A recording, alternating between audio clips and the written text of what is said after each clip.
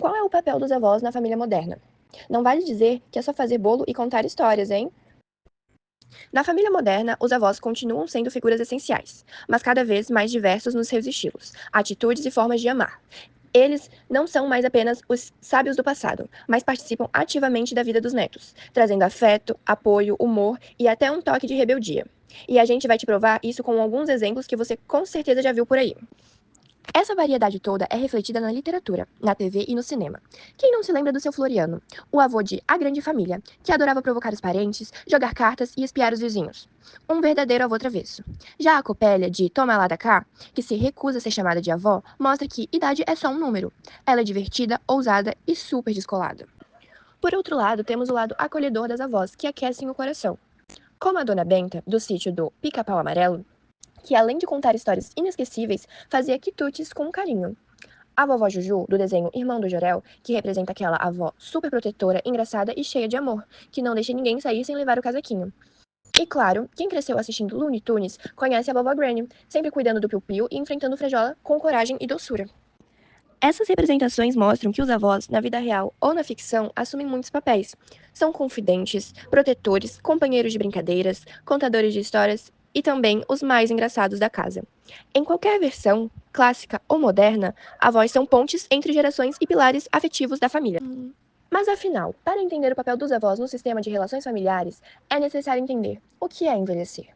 O processo de envelhecimento faz parte do desenvolvimento humano. Mas você já parou para pensar que um dia irá envelhecer? Ou melhor, já pensou que todos nós estamos envelhecendo? Envelhecer faz parte da trajetória da vida. E compreender esse processo é essencial para valorizarmos quem já percorreu longos caminhos. A autora Carolina Lacerda fala sobre isso. Nos últimos anos, o mundo vem assistindo a um aumento geral na esperança de vida. Não é mais incomum encontrar idosos altamente ativos e funcionais acima dos 60 ou 70 anos. Contudo, o envelhecimento é um processo heterogêneo e chega com características muito particulares para cada pessoa, cada família e cada realidade social. Ser avô ou avó tem como característica central oferecer amor, carinho, proteção e suporte emocional aos netos, além de transmitir histórias e legados familiares, como apontam Ferreira e Lima. Os avós assumem responsabilidades cotidianas e financeiras que antes não lhes cabiam. Esse envolvimento, no entanto, nem sempre é leve. Muitos avós acabam abrindo mão de seus próprios planos de vida para cuidar dos netos, desempenhando um papel que exige sacrifícios pessoais e emocionais. Isso nos leva a uma reflexão importante. Estamos reconhecendo esse esforço? Ou estamos naturalizando esse cuidado como se fosse obrigação? Além da ajuda prática, os avós têm um papel fundamental na preservação da memória familiar e na formação dos valores das novas gerações. São eles quem carregam as tradições, as histórias e a identidade do grupo familiar, oferecendo às crianças um senso de pertencimento e continuidade. Em muitos casos, os avós se tornam verdadeiros modelos de referência para os netos, no afeto, na ética e até mesmo na espiritualidade. Claro que nem tudo são flores. A convivência entre múltiplas gerações dentro da mesma casa pode gerar conflitos geracionais, especialmente quando há diferenças de opinião sobre a educação dos netos, ou quando os avós precisam adaptar suas rotinas às necessidades da família moderna.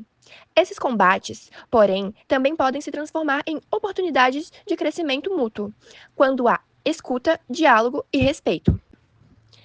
E é nesse ponto que entra um conceito fundamental, a intergeracionalidade. A partir dos 6 anos de idade, crianças já demonstram uma visão estereotipada das pessoas mais velhas, frequentemente percebendo-as como simpáticas, mas incompetentes. Esse preconceito é conhecido como idadismo e está mais presente na sociedade do que a gente imagina. Uma das formas mais eficazes de combater isso é justamente aproximando gerações, por meio de experiências conjuntas, atividades em família e muito convívio positivo.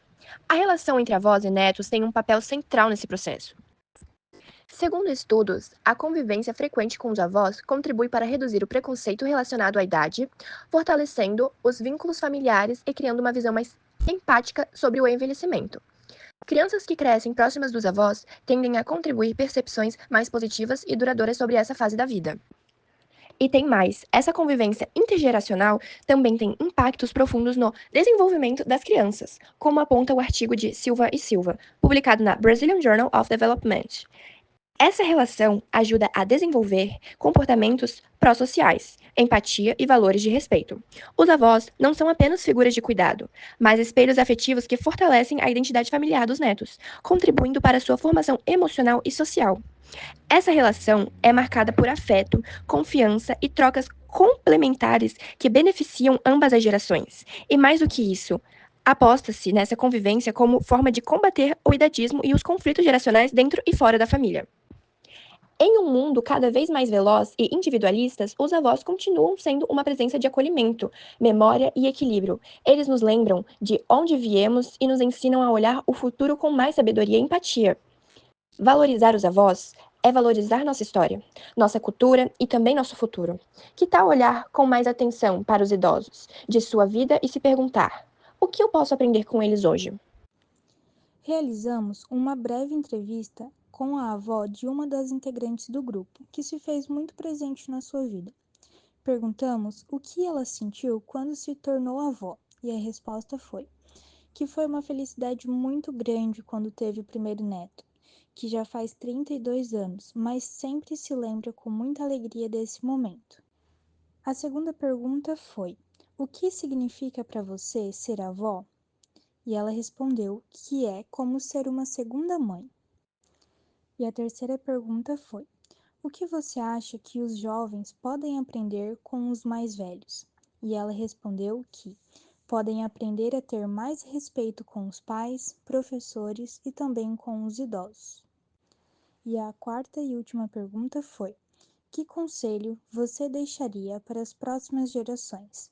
E ela respondeu que cresçam com honestidade e empatia, já que são o futuro do Brasil.